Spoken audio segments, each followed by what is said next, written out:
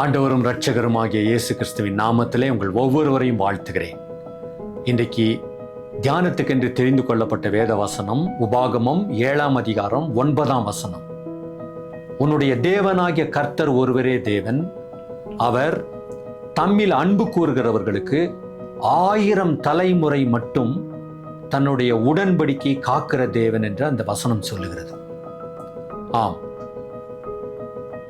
நீங்கள் அவரை அன்பு கூர்வீர்கள் என்றால், அவரிடத்திலே நீங்கள் அதிக பிரியமா இருப்பீர்கள் என்றால், அவர் உங்களுடைய வாழ்க்கையிலே ஒரு பெரிய ஒரு உண்மையுள்ள தேவனாயிருந்து உங்களையும் உங்கள் பிள்ளைகளையும் உங்களுடைய தலைமுறையினருக்கும் அவர் தொடர் ஆசீர்வாதங்களை கொடுக்கிற தேவனாயிருக்கிறார். அப்படித்தான் அவர் உடன்படிக்கை செய்கிறார்.